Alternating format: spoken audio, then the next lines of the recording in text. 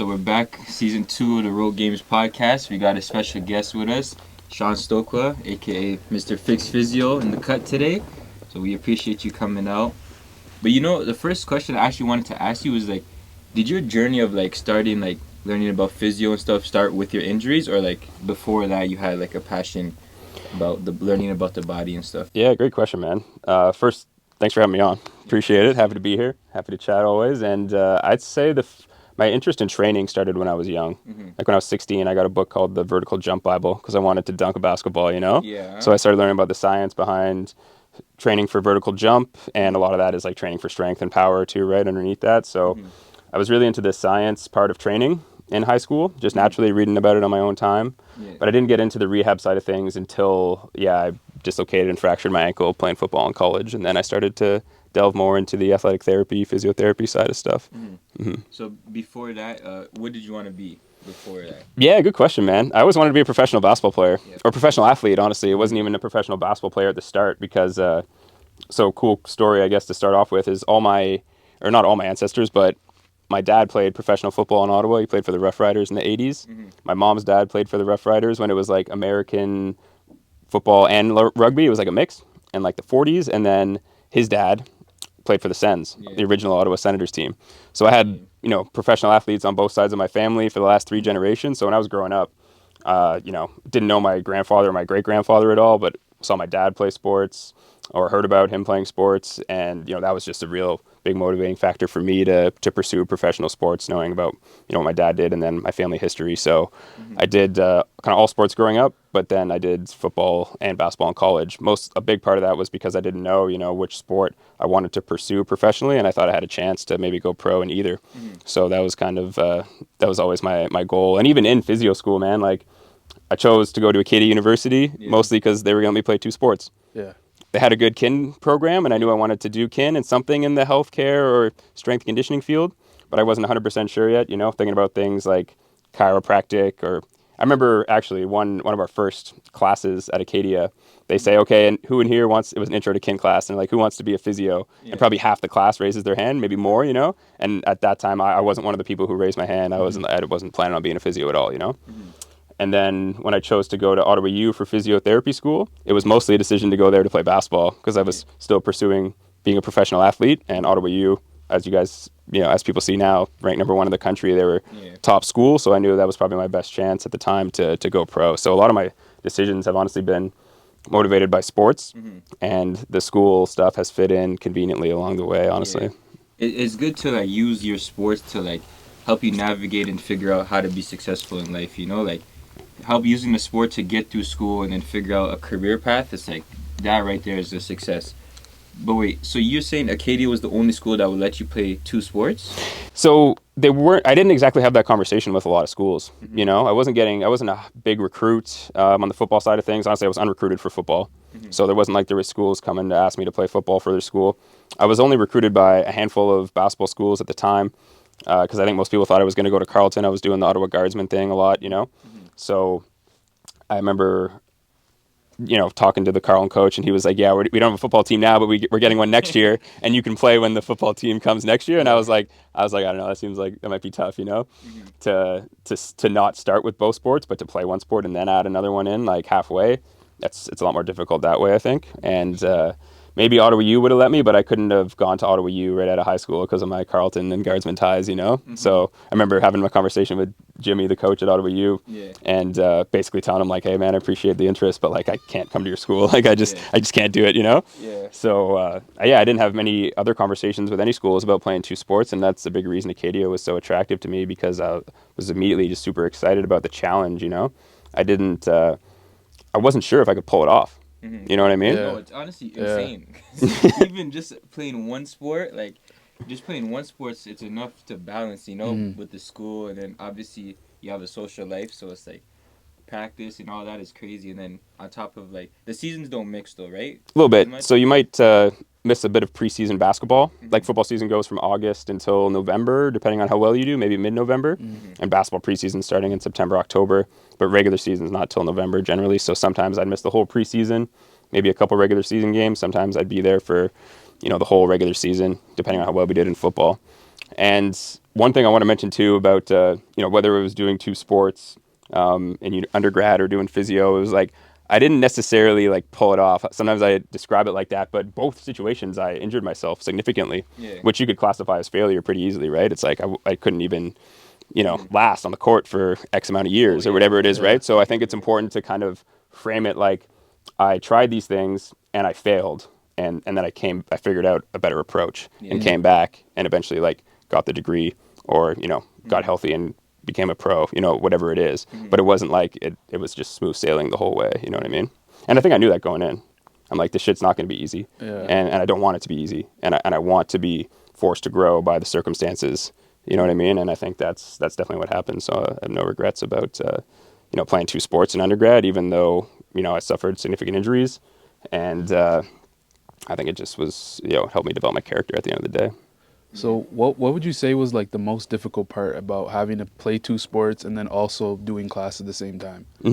Yeah, so I would say I didn't go to a ton of class my first couple of years, At least you saw this. Yeah. But I think part of it was like figuring out exactly what was necessary of me, right? So because like really like do the profs care if you go to class as long as you pass the exams and get good grades? They don't really care, And do your coaches care as much about what you're doing as long as you're producing results on the court or on the field? Not as much, right? So I kind of had to figure out what people were expecting of me, what the expectations were from my football coach on the field, off the field. One example would be like most guys on the football team their first year had to do study hall. So like if you're a first year university athlete playing football, your whole day is like scheduled out. You have like maybe a workout in the morning, and then you have class, and then you have like practice and film, and then it's like 7 or 8 p.m., and then you have like study hall. So it's like there's no wiggle room in there. But I remember my basketball coach talking to the football coach saying like, hey, maybe let's not force this guy to do study hall. Like he's getting good grades on his own. So my coaches were able to give me a bit of wiggle room there to kind of study on my own. And my teachers were pretty cool about me missing class for the most part, which was just helpful, man. Cause, like I wasn't a super disciplined guy at like 18 years old coming to high school, So it was, I was just trying to figure it out. And the time management was definitely the biggest lesson immediately. Like I remember real quick in my first year, I had to write down my whole day like the night before the next day, and it was like by the hour, like half hour, it was like from 8 to 9 I'm in class, and then I'm like walking to class 9 to 9:30, and then 9:30 to 10:30. It was like all scheduled out, and that did a lot for me, that really helped me organize myself on a day-to-day basis, make sure I'm not missing shit. And yeah, I would say, but the time management was definitely the trickiest part. Just got so many places to be, so many things to do, Like right now I'm not as busy as like, I don't think ever since my undergrad I've been as busy, maybe in physio school.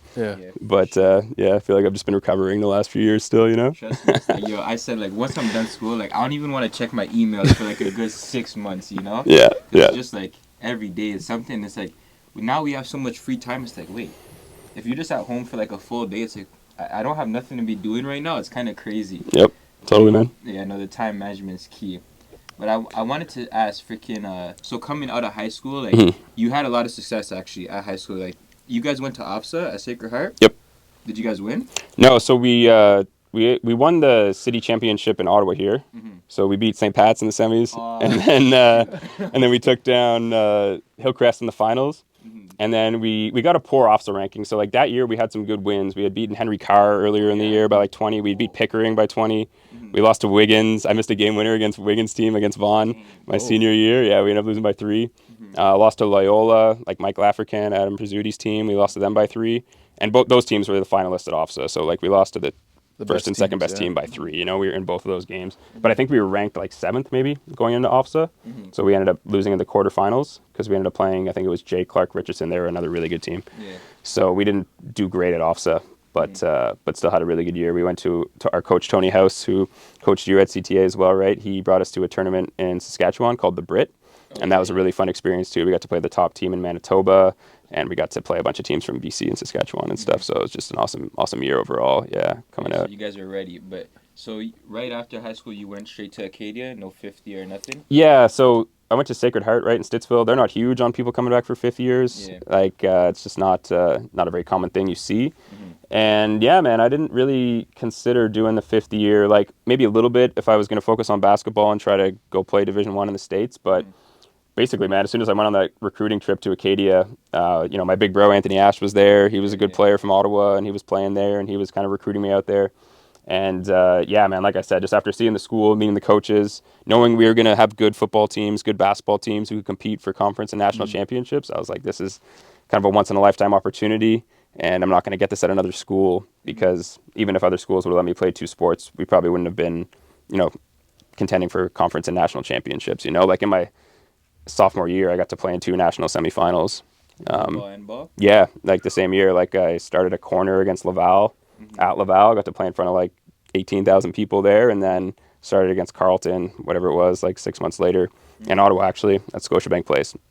So what year was that? That was 2013, 2012 maybe now? Yeah, because a long time ago now. I was grade 8. No, I remember that at the Canadian Yeah, Times. I actually went to the U Sports Finals. Like, I was grade 8. I went with my boy and everything. But, so, like, was your transition from, like, the high school to university level, was it harder for football or basketball?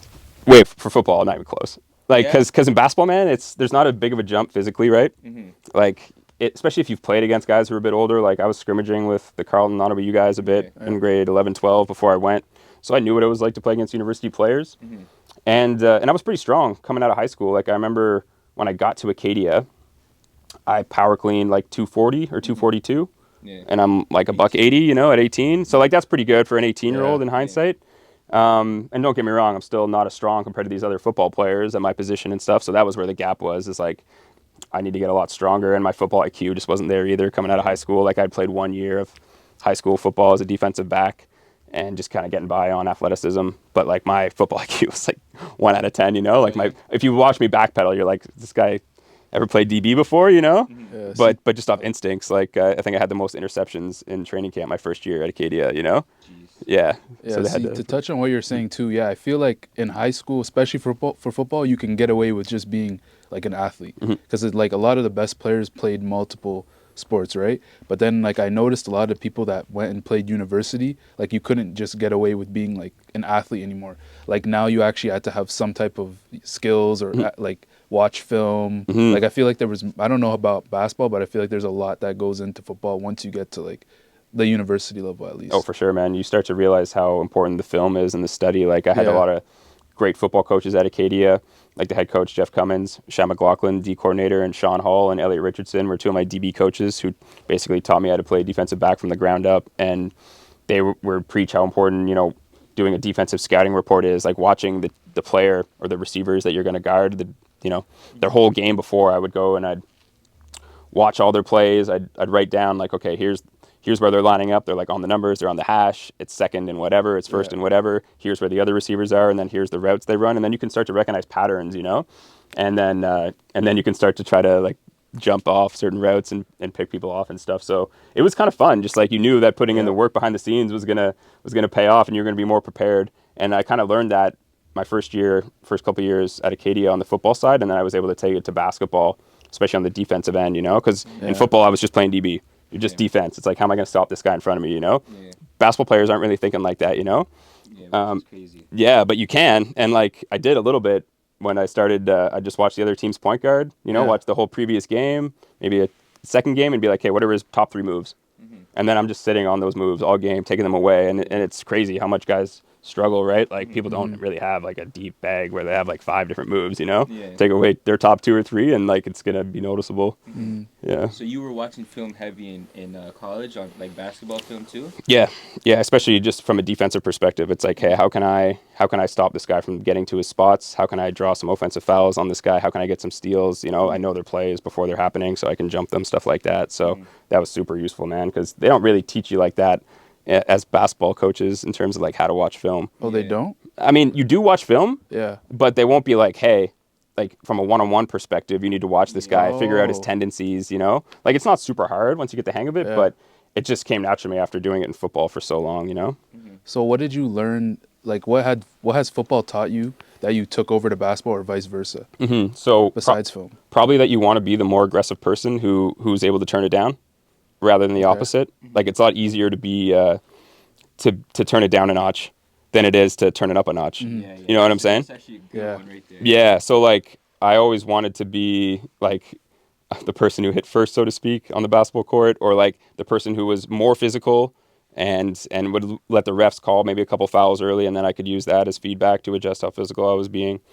But yeah, I would say just like yeah, man, being aggressive was something that football is just a different level of, and only with constant exposure to that aggressiveness and to that contact and to the physicality do you get used to it. And then something like rebounding or boxing out in basketball feels like nothing once you've come from these full-on collisions on the football field, then a box out is nothing. And the other thing too, as a defensive back, you learn how to high point the ball in terms of trying to catch it at the highest point. So I noticed and this is a little bit too, I guess, who I had on my team, but like I was a way better rebounder by my senior year in university compared to my first couple of years. I had doubled like my rebounds per game, and I think a part of that was just getting stronger, getting more comfortable, high pointing the ball, getting more used to the physicality and stuff like that.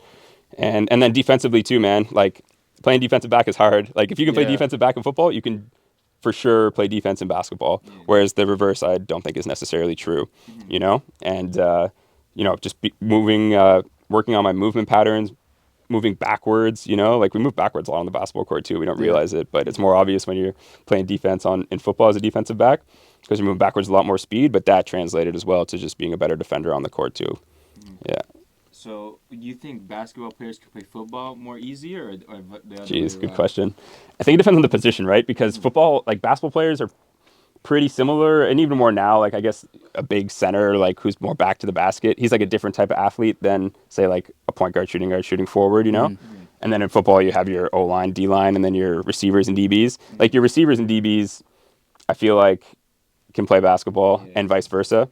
Like if you're going to take a basketball player, receiver is probably their best spot to start, just because generally they have good hands. They can catch pretty well. They can run pretty well. They can jump pretty well. Defensive back, there's a little more technique. So if you throw a guy and ask him to play DB, I think that's going to be a bit of a struggle for a basketball player. And then from the other perspective, as a football player, I think it's hard to be a skill guy. Like I had a huge background, a huge background in basketball, before I started playing football. So I had that skill. But like if you haven't played basketball, how are you going to shoot? How are you going to dribble? You see successful guys who are like foremen, like guys who played in the NFL as tight ends. Oh, yeah. But then they were more like rebounders, like slashers. They're not like skill ball handler shooters, So it kind of depends on what role you're trying to fill, I think, either way. Yeah. I personally think that it would be easier to play football just because it's less skill based, like from the outside looking in, Like it just looks like if you're fast and strong, like you already have a good chance, Obviously there's techniques behind it, but I just feel that. But I wanted to touch on like what you said is like what you learned about being aggressive. That's actually like so true because if you think about it, like ball players, they don't like to be touched. Like they don't want no physical contact. Like when you're getting guarded, they don't even want you to hand check, none of that stuff. So like look at Pat Bev, he gets under everyone's skin just because like he's just the aggressor, and it gives him an advantage, I feel. Yeah, man, totally. And at every level that you go up basketball wise, more contact doesn't get called. Like at the high school level, when you're going to the rim and there's contact, there's a collision, and like with a very moderate amount of contact, that might be called a foul. And that same amount of contact at the college level is never a foul. Yeah. That same amount of contact at the NBA is never a foul. So it's like the more aggressive you are, the more better you're able to handle that physicality, the easier you're going to be handle it at the upper levels. Like it becomes more noticeable there. Yeah, I've been watching some overseas highlights. Bro, it seems like it's aggressive over there. Men hacking each other. Like, no, for sure, man. For sure. Kind of crazy. Yeah, no, I've seen some crazy fouls overseas for sure. They're aggressive. In Germany, they definitely let them play, which is kind of nice too, because at the end of the day, you don't want it to be like super ticky-tack. You do want to let the boys play a little bit, right? But why? But like, why is that though? Like, why are they more aggressive in Germany versus other places? It's a good question, and I'm not entirely sure why. I feel like each country has its own brand of basketball to an extent, and the referees kind of reflect that or encourage it. And I don't know, man, in some countries, like when I was in Asia and Armenia, it wasn't super aggressive like that. Like they call the game a little bit more strict, but in Germany, they definitely let it go. In Bulgaria, I've seen them let it go, So I don't have a good answer for that, though, honestly. Yeah, I'm not sure why. Okay. So overseas, you've played how many years overseas? So I played 2. Yeah. I played in Armenia my first year in Asia. I played in Germany last year. And then I played for the Blackjacks on the practice roster the summer after, and then I was in Bulgaria this most recent year, so I guess like 2.5. Yeah, something like that. which one, like, did you enjoy any of them? Like, Oh, I enjoyed them all, man. Yeah. yeah. One more than the other, I would say. Whew, tricky, man, tricky, because there's so many different things that go into it, right? From not only the team and basketball experience, but then like the living and country situation and stuff like that. Yeah. Like I was in Armenia when the war broke out between Ukraine and Russia, and it was like Armenia's an old Russian country essentially, right? So they're very pro-Russia, and people would just be rocking like Russian tracksuits when the war broke out, and so that's like the opposite of what I'm seeing on social media, where it's like all Ukraine stuff, right? So it was cool just being around different countries, seeing stuff like that. But I enjoyed all my experiences, man, overseas. It was cool to just be exposed to a different culture, hear different languages, meet new people, form new relationships. And then the basketball's fun too, man. A whole different experience when you're playing pro overseas compared to even U sports, right? Like you're probably playing the whole game. Yeah. Like 30, like in my first year, I was playing 39 minutes a game. I knew I wasn't getting subbed out. So I have no leash. I have no hesitancy about, pulling shots. And that really allows you to play freely. And I was able to put up, really good numbers for that reason. So yeah, bro, like some really good shooting games. And I think a lot of that was just, I was in a good spot mentally. I knew I wasn't going to get subbed. I knew I could just go do my thing, No, Yeah. that definitely plays a role. Like, just knowing that you're going to have a green light. But it's crazy that, like, in university, it seems like it's harder to put up numbers in university than, like, at the pro level. It is, and honestly, I think, and this is might be something you'll see over the years going forward, is like we're a really good basketball country here in Canada. I think we take it for granted when we're here, but our top 10 U Sports schools are like all these kids are professionals. If you put them in certain leagues overseas, Yeah. like yeah, man, like it's really the import rule overseas, right? Like every team has maybe 1 to 5 import spots for guys from North America, and then there's maybe a couple other like European Union spots, so guys who aren't from that same country, but from say the teams in Bulgaria, like they can have a guy from Italy or a guy from Germany to come, right? But only limited spots for there too. So you're really competing with all these other North Americans for these limited spots, right? Which there's too many of them. Like it's hard to get these spots. But then a lot of the local players who are in these countries might not be as good as like your teammates from university in Canada. Like that was my experience in a lot of cases. I was like, hey, like a lot of my teammates at Ottawa U could play on this team. You know what I mean? And it's just because a lot of times whether it's the age, like guys in Europe sometimes go pro when they're like 16, 17, 18. So sometimes they're a bit younger or sometimes just the basketball is not as strong in certain countries as Canada. Like what would be the second? I don't know. It's hard to say we're the second. We have the second most NBA guys. Like Serbia and a lot of these other countries are really good too. But yeah, man, overall just, I don't know. It's a different landscape because of the import rules, I would say, more than anything. Yeah. And you have to have a certain amount of, like, you can only have 2 Americans on the court. And maybe you need 3 local guys in certain leagues, At a time? Yeah, and it all changes depending on the country and the league. Wait, so when you're like playing basketball, there has to be a certain amount of locals? Yeah. What, like why? In the leagues I was in, because it's a way to help them continue to develop their local players. Yeah. Because even say you allow like 5 Americans on your team and you don't have any rule about who's on the court, then the coach might just play all the 5 Americans.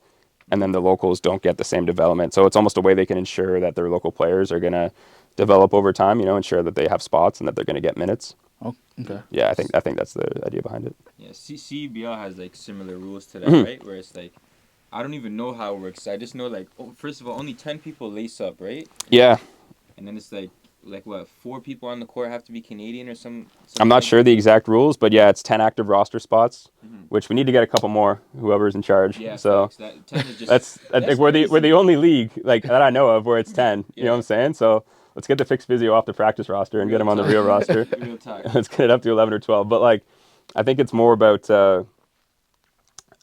Like. Actually, sorry. What was your question again? We were just talking about how like there's only like 10 people or like 10. Oh yeah, the rules in the CBL. Yeah, so CBL like, rules. I don't know how many Canadians. I think is for sure 2 on the court. I think so, but I could be wrong. But I think it's that. Oh, you know what I was wondering actually recently? Because I've been training and I'm like, yo, are you allowed to just like scrape and... Oh, like the old, like, yeah. You have to do the crossover step. Like when I've been doing that all year. In Germany, I was doing that. And I had coaches be like, travel, but I was never called on it, So, because in Canada, they're like, oh, you got to stop doing that. You got to work on the cross step, And it hasn't been my experience. It hasn't been my experience. Because I remember at an early age, someone, like I think G told me one time, he's like, yeah, like, they have to like do a cross step. Like you have to do that. I'm like, Right. that's just not even like basketball. Bro. Like who jabs like that? You know? Yeah. I want to say. So you played Team O, right? Team Yeah, Ontario? man. That was one of my favorite experiences Yeah, ever, so man. yeah, how was that? Because That was back in the great. day, playing Team Ontario, you're a guy. Yeah. If you make Team O, you For have any the sport, juice. yeah. Yeah, man. I So how was that? remember when I was younger, like doing the BDP, MDP thing, Yeah. seeing guys on the U15 team. It was like Corey Joseph, Ashton Kahn. Those are two of the guards I remember, and I remember these in my head. These guys were like legends, you know? They were nice. Yeah, and Mick Kabongo, guys like that, right? And then so I got to play when I was 15, and I got to play with some unbelievable players, guys who made the league. Like Kevin Pangos was our starting point guard. Stauskas was our starting shooting guard. Nick Lewis was our 3-man. He went pro straight out of high school. He's playing pro in England still. John Alexander was our 4-man. He played U Sports, and then Anthony Bennett was our center. We had other guys like Negus Webster-Chan. He's playing pro now. Yeah. Dwayne Notice playing pro now. Dinja Walker played at Oklahoma, and I'm pretty sure he went pro. I don't want to miss too many guys here. But we had a great team, man. We had a really good team. Martin Dixon Green was on that team. He was elite.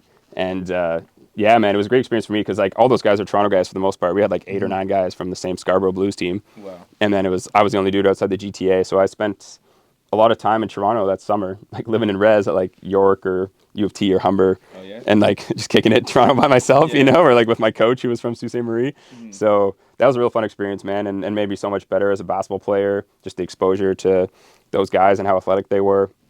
And then, yeah, just gave me a lot of confidence, man, coming back, you know, knowing that that I had done well competing with those guys and just gave me a lot of confidence going forward for sure. For sure. It's hard to make Team Ontario, bro. Like as a basketball player, like very hard. Like I made it to like top 20 twice, you know? Yeah. Just not making it over the hump unless you're like really good, or maybe if you know someone you could get on that way, but it's very difficult.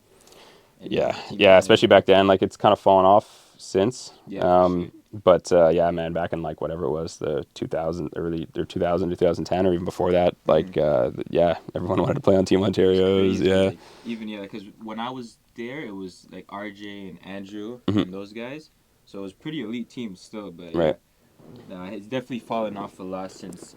But so you only play like guardsmen coming up? No, so I played for the Goulburn Hornets Oh, out in Stittsville. You know, that's where I'm from, right? The west end of Ottawa. So I played for the Goulburn Hornets for many years, and then I switched over to the Guardsmen in grade 10. Played Guardsmen and like during the year for the OBA, and then in the summertime as well. I'd either do Team Ontario or Guardsmen. So that was what I was doing the last few years of high school there. Yeah, yeah. And Ottawa Guardsmen was cool, man. I had a great time at Guardsmen. Like learned a lot. It's high level there still. Yeah, man. Played there a few years too. It was high Yeah, level. and they teach you the game well, right? That's something that you take for granted too as a hooper. Like when you go overseas or to the next level, it's like your skills are one thing, but then your basketball IQ is a whole other thing. Like I just felt like I had been lucky enough to be coached by great coaches, you know, coming up in Canada that my competition hadn't necessarily been exposed to. You know, so if your basketball IQ is way higher, you have such an advantage, right? Not only from a playing perspective, but like a training perspective. It's like you know what you should probably work on, that kind of thing, right? So I had great coaches with Ottawa Guardsmen from Sean McCleary. Danny Naufal was a St. Pat's guy too, a Celtics guy. And then, yeah, man, like Dave Smart was helping out with the teams often when I was there, so I learned a lot from him.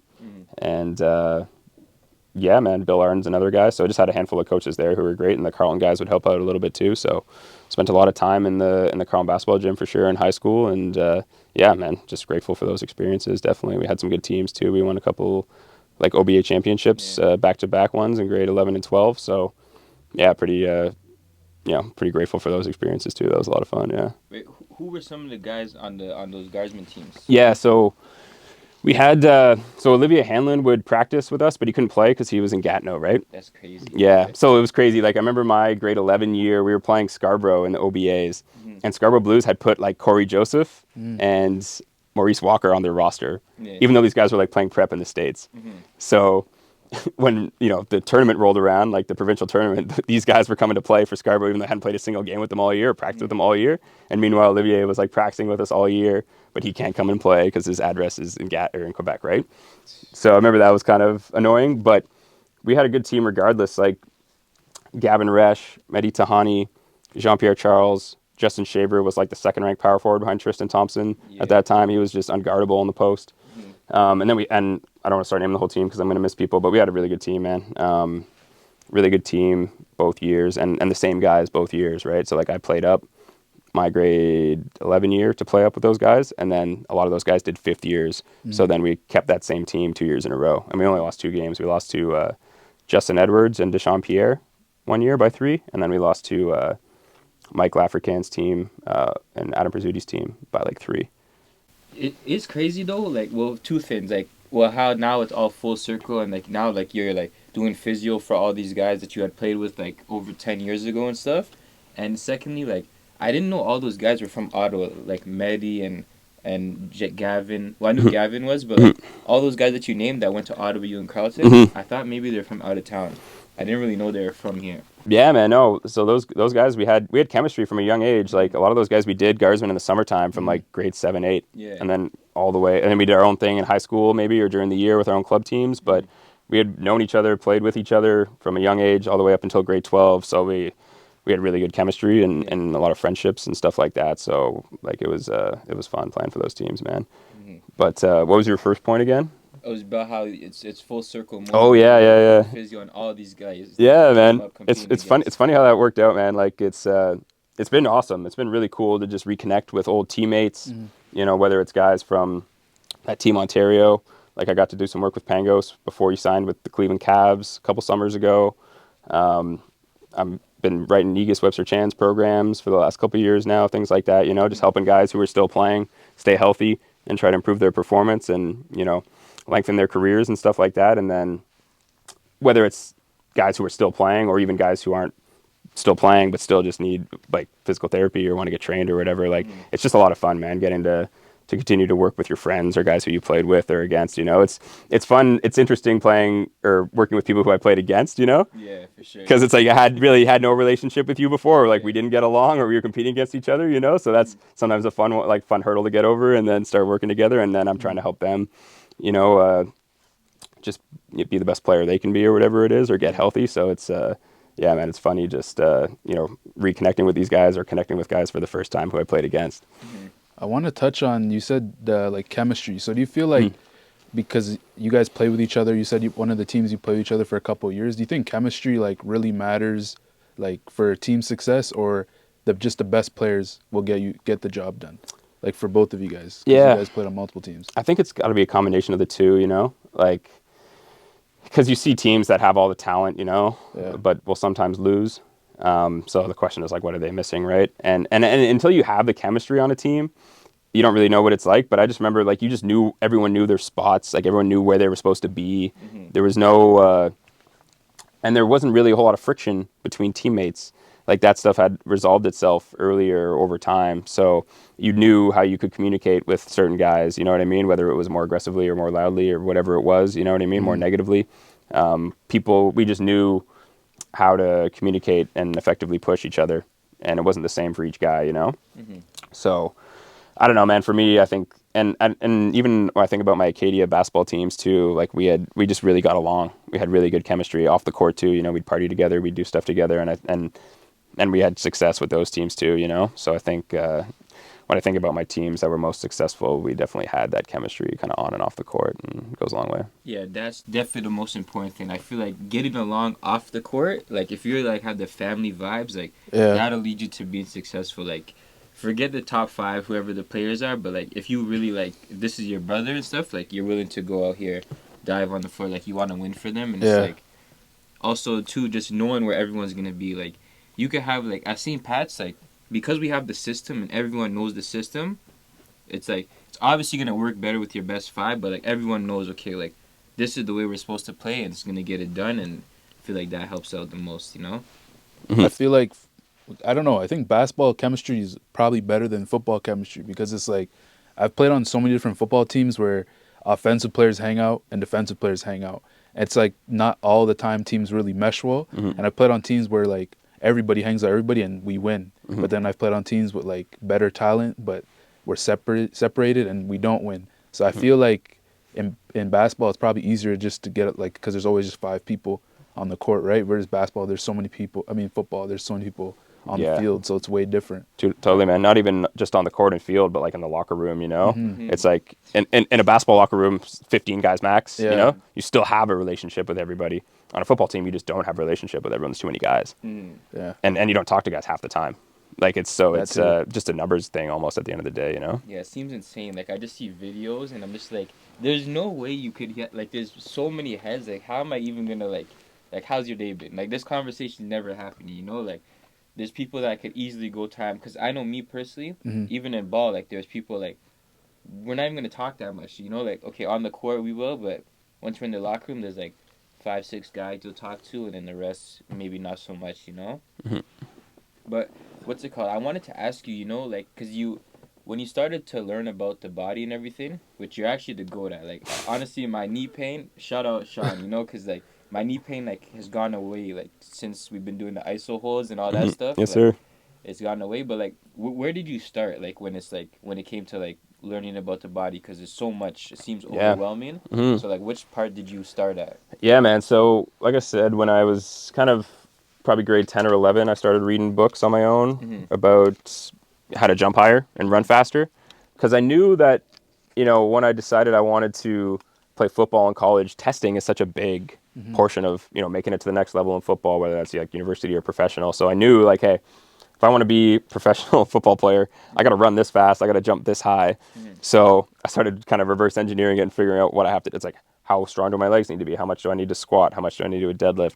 Do I need to do these exercises? You know, do I need to clean? How much do I need to clean? Things like that. So it was really about performance for me from day one, and it always has been. So in terms of following the, you know, learning about performance and figuring out, okay, I got to run this fast, jump this high. I had injuries when I was younger. Like, I was going to physio as like a 12-year-old, getting acupuncture in my calf. I remember having a calf issue when I was super young. So I was exposed to needles and stuff at that age. And I remember it kind of helped a little bit. You know, I had a pretty good physio. Her name was Jamie Trick in Stittsville.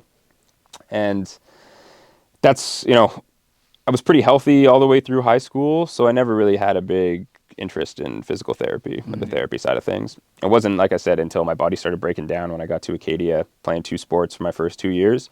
My ankles really started to, it became obvious how weak my ankles were. My ankles were very unstable, and I kept spraining them. I'd just be playing basketball, going for a layup, and I'd sprain my ankle. It's like, that should not happen, you know? So around that time, I really started to do more research on my own. My school wasn't a whole lot of therapy classes at that point. You could choose to go on a more strength conditioning route or more of an athletic therapy route your third year at Acadia. So I chose the athletic therapy route because I felt like I had, you know, already a little bit of a background in strength conditioning, but I was already kind of knew I was going to learn that eventually or on my own. But I wanted to learn as fast as possible about this athletic therapy stuff because I needed it. You know, I just had ankle surgery, and I'm like, hey, let me figure out what the deal is. And then YouTube, man, was huge. I remember watching YouTube videos and just reaching out to people. Like, there was one guy, his name's Gary Renal. He had a video with Kelly Starrett at the 2012 CrossFit Games, maybe, and they were talking about how ice might not be a good idea after an injury. Yeah, you taught me that too. Yeah, man. So I feel like maybe I was a bit ahead of the game in this sense, where, like, I didn't learn that in school. I was in kin. I didn't learn about icing not being good in school. I found that idea out on the internet first, and then I reached out to the guy, sent him an email. I said, hey, man, saw this video you just made. Wanted to ask you a few more questions. I just had ankle surgery. I'm not sure if I should use ice. He's like, hey, call me. He gives me his number. This used to be Herschel Walker's old trainer. This guy's like so accessible, man. Okay. He's an older guy. He's been working in pro sports forever. And he's just trying to get the message out there. So it wasn't anything special about me, you know. He's calling everyone, trying to tell them, like, yo, it makes no sense. Why would you do this, you know? Yeah. So that's when I was like, whoa, this is something that has been a staple in physical therapy for years. And now I'm exposed to this idea that it's might not be true, you know? And then 2 years later, 2014, the dude who came up with RICE, Dr. Gabe Merkin, so like rest, ice, compression, elevation, right? Most people have heard of that for a post-injury kind of treatment solution. He was like, yo, I was wrong. So he wrote that in 1978 in his sports medicine textbook. And then in 2014, he wrote an article on his website. He goes, yo, I was wrong about about resting. He goes, you want to load the tissues early and often? And he goes, I was wrong about icing. He goes, anything that delays inflammation, delays healing. So ice, anti-inflammatories, probably don't want to use them. They're just going to delay the healing process. Like, you want inflammation to take place. It's the first stage of the healing process. So for me, it was always a combination of like doing research on my own and then kind of having more conversations about it with mentors who I had in the space who were profs or who were physios. Like, I just sought out so many mentors, man. I have great mentors here in Ottawa who were strength coaches. They're now RMTs, but they worked like physical therapists. And then I found and for example, when I was in Nova Scotia, my third year, not even my second year, my body was breaking down. I was going to physio, but I wasn't really getting better. And I felt like, yo, there's got to be a better answer than this. There's got to be a better solution. So someone had introduced me to an osteopath, a different type of healthcare professional, right? So I kept emailing her, calling her, don't hear any response. Found out where her clinic was or where she lives. She just works out of her house. So I just show up at her house, knock on her door. I'm like, yo, I need help. Like, I need an appointment. You know what I'm saying? So she's a mentor to this day for me. Jerusha Young, she's amazing. She taught me so much, man. Like, I learned more from her than a lot of people. Like, a lot of my degree is like useless compared to what I learned from this woman, you know? So a lot of times I think it's about finding the right mentors, regardless of their title or their profession, you know, and trying to soak up their knowledge because sometimes it's a lot more contextual to what you're actually looking for. So you said you participated in the CFL combine, right? Yeah. And so, like, how was your preparation for that? Like, not great, honestly. So like, great? yeah. So the previous year I went to the East-West game at Western. You do a combine there. I hadn't done anything since my ankle surgeries before that. So I was coming in at like 75, 80%, you know, my numbers weren't great. I didn't play well in the game at all. But I still felt like I belonged, you know. So I came in the next year, confidence boost, had a good year, and then. But I still played with a full plate of metal on my fibula. I had like a foot of metal on there with screws in. So I kind of noticed that playing, but I didn't think it was my combine year. So because I had missed my whole third year for that injury, so I'd got that year back. But still, how it works in the CFL is it's as soon as you start your draft clock, it's like 4 years after is when your draft year is, regardless of what happens in the middle.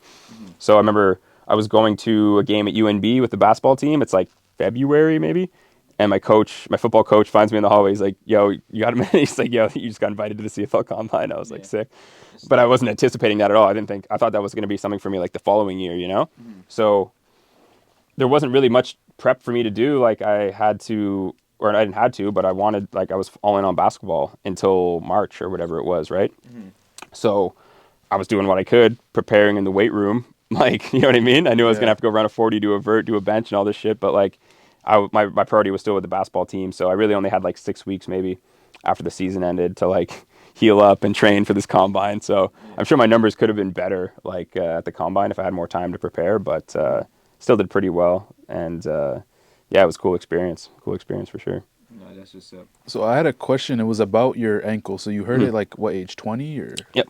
Exactly. Okay, so then how did that affect you mentally? Because going forward, obviously, you still kept playing sports. So like, what made you want to keep going? Because some people normally quit. Great question, man. So part of it was like, I remember people, when I hurt my ankle playing football, having a lot of conversations with people around campus, and people just kind of assumed I was going to quit football at that point and like just do basketball. And I almost took that a bit personally, like, because it's like you just assume this adversity is too much for me, and now I'm going to quit.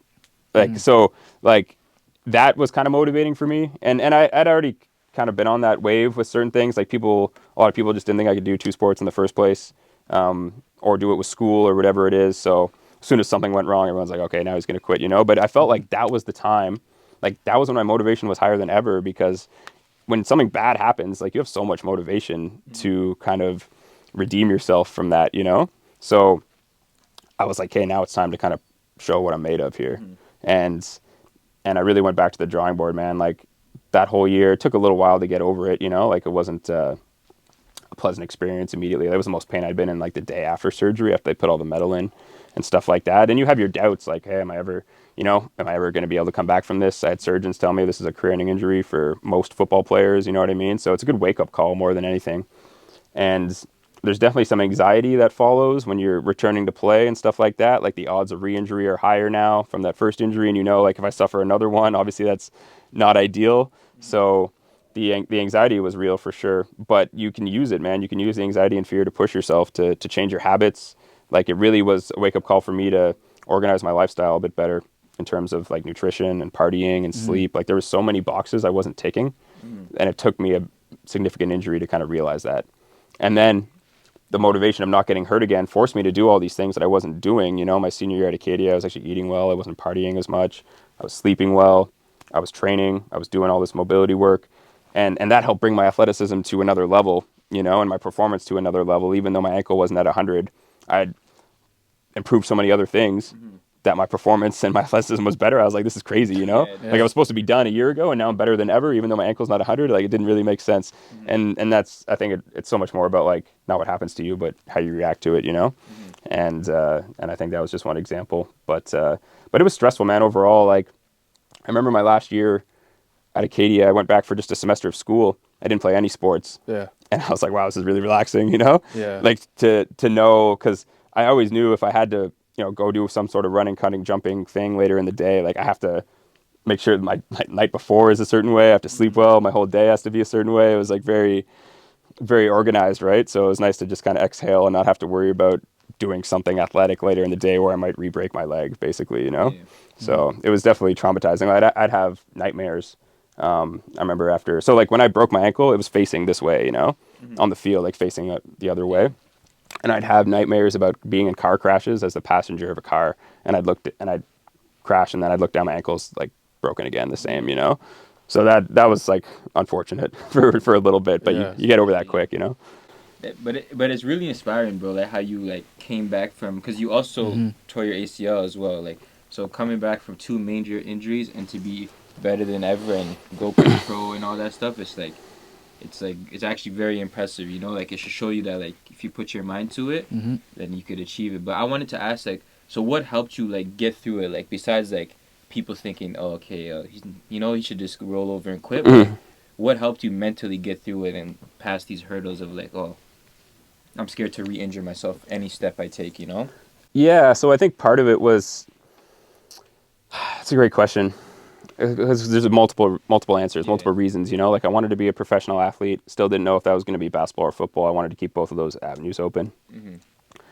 I wanted to be the best two-sport athlete in the country at that point. Yeah. And I feel like I had established myself as that my first couple years, and then I wanted to come back and kind of be that guy again, you know? I didn't want to be like a has-been or what if. I always felt like adversity made me stronger, even in high school, like losing city championship finals and coming back, eventually winning one. Quitting always just rubbed me the wrong way, you know, or not coming back stronger from adversity. So I wanted to use that as an opportunity to kind of prove to myself that I could do it more than anything, you know, like that summer after the East-West game, I lived on my own, no internet for 3 months in the summer. I had like That's wild. I had my combine numbers from the East-West game on the wall, and I knew I had like 3 months or 100 days to try to be better than ever, you know? So just locked in. Mom thought I was working sports camps.